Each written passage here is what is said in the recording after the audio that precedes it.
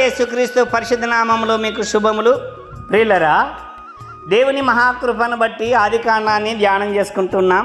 ఇంతవరకు 12 అధ్యాయాలు ధ్యానం చేసుకోగలిగాము. ప్రియులరా, ఈ వీడియోలో 13వ అధ్యాయానికి సంబంధించినటువంటి ప్రశ్నలకు సమాధానాలను పరిశీలన చేద్దాం.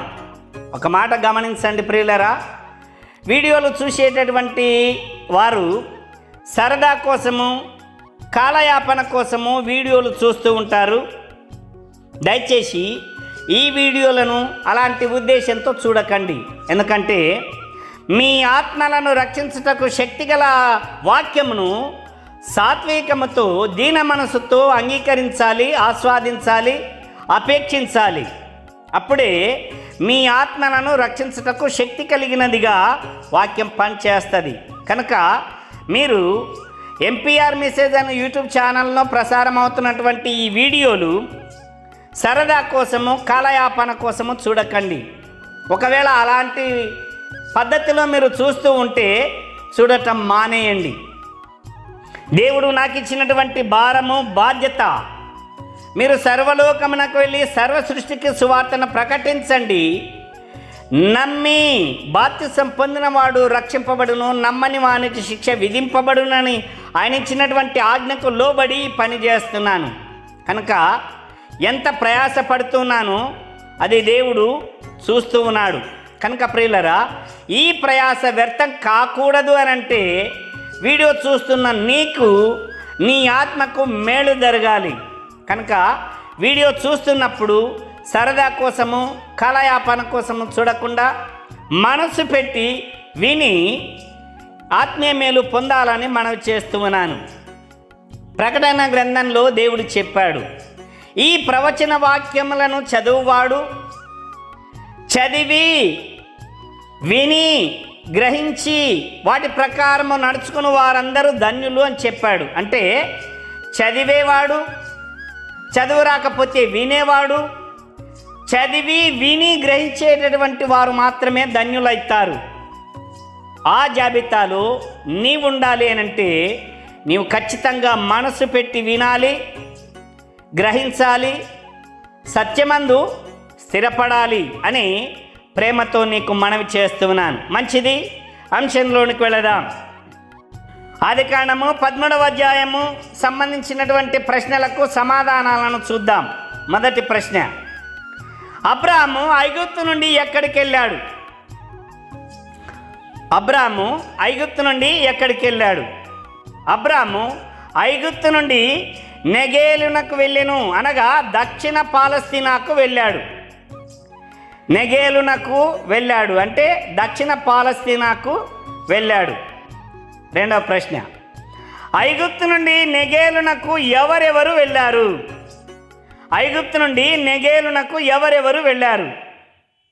సమాధానం, ఐగుప్తు నుండి నెగేలునకు అబ్రాము, ఆయన భార్య శారాయి, ఆయన సహోదరుని యొక్క కుమారుడు లోతు, వారితో పాటు ఆస్తి. మూడవ ప్రశ్న, అబ్రహాము ధనవంతుడు అనుటకు అతనికి కలిగినది ఏవేవి? అబ్రహాము ధనవంతుడు అనుటకు అతనికి కలిగినవి ఏవేవి? అబ్రహాము ధనవంతుడు అనుటకు అతనికి కలిగినవి 1 వెండి, 2 బంగారము, 3 పశువుల యొక్క సంపద. నాలుగో ప్రశ్న, అబ్రహాము మొదట బలిపీఠము కట్టినది ఏ ప్రాంతములో? అబ్రహాము మొదట బలిపీఠము కట్టినది ఏ ప్రాంతములో? సమాధానం, బేతేలునకును హాయికిని మధ్య గుడారము వేసి అక్కడ బలిపీఠం కట్టాడు. బేతేలునకును హాయికిని మధ్య గుడారం వేసి అక్కడనే బలిపీఠం కట్టాడు. ఐదో ప్రశ్న, అబ్రహాము లోతునకు వరుసకు ఏమవుతాడు? అబ్రహాము లోతుకు వరుసకు ఏమవుతాడు? సమాధానం, అబ్రహాము లోతునకు పెదనాన్న అవుతాడు. ఆరో ప్రశ్న, లోతునకు కలిగిన ఆస్తి ఏమిటి? లోతునకు కలిగిన ఆస్తి ఏమిటి? సమాధానం, లోతుకు కలిగినటువంటి ఆస్తి 1 గొర్రెల సంపద, 2 గుడ్ల సంపద. 7, అబ్రహాము పశువుల కాపరులకు, లోతు పశువుల కాపరులకు మధ్య కలహము పుట్టుటకు కారణమేమి? సమాధానం, అబ్రహాము యొక్క పశువుల కాపరులు లోతు యొక్క పశువుల కాపరులు కలహపడటానికి అబ్రహాము యొక్క పశువులకు లోతు యొక్క గొర్రెలకు గొడ్లకు వారు నివసించుతున్నటువంటి ప్రదేశము చాలకపోవటము, వారు నివసిస్తున్నటువంటి ప్రదేశము చాలకపోవటమే కలహము పుట్టడానికి కారణం. 8, ఆ కాలమందు దక్షిణ పాలస్తీనాలో కాపురమున్న 2 వంశీయులు ఏవి? ఆ కాలమందు దక్షిణ పాలస్తీనాలో కాపురమున్న 2 వంశీయులు ఎవరు? సమాధానం, 2 వంశీయులు కాపురం ఉన్నారు. 1 కనానీయులు, 2 ఫెరజీయులు. 9, సొదొమ గొమొర్రా అను పట్టణములు ఏ ప్రాంతంలో ఉండేవి? సొదొమ గొమొర్రా అను పట్టణములు ఏ ప్రాంతంలో ఉండేవి? సమాధానం, యోర్దాను ప్రాంతంలో ఉండేవి. 10, లోతు కన్నులెత్తి చూసిన ప్రాంతం ఏ తోట వలె లేక ఏ దేశము వలె కనబడింది? లోతు కన్నులెత్తి చూసినటువంటి ప్రాంతం ఏ తోట వలె కనబడింది, ఏ దేశము వలె కనబడింది? సమాధానం, లోతు కన్నులెత్తి చూసినటువంటి ప్రాంతము యెహోవా తోట వలె కనబడింది, ఐగుప్తు దేశము వలె కనబడింది. యెహోవా తోట వలె ఐగుప్తు దేశం వలె కనబడింది. 11, అబ్రహాము నివసించినది ఎక్కడ? అబ్రాము నివసించినది ఎక్కడ? సమాధానం, అబ్రాము కనానులో నివసించాడు. 12, లోతు కాపురం ఉన్నది ఎక్కడ? లోతు కాపురం ఉన్నది ఎక్కడ? సమాధానం, యోర్దాను మైదానమందున్నటువంటి పట్టణముల ప్రదేశములో కాపురం ఉండెను. యోర్దాను మైదానమందున్న పట్టణముల ప్రదేశములో కాపురం ఉన్నాడు. 13, దేవుడు అబ్రహాముతో నీవు చూచుచున్న ఈ దేశమంతటిని నీకును నీ సంతతికిని సదాకాలం ఇచ్చేదనని చెప్పినది ఏ దేశము? దేవుడు అబ్రహాముతో నీవు చూచుచున్న ఈ దేశమంతటిని నీకును నీ సంతానమునకును సదాకాలం ఇచ్చేదనని చెప్పినది ఏ దేశము?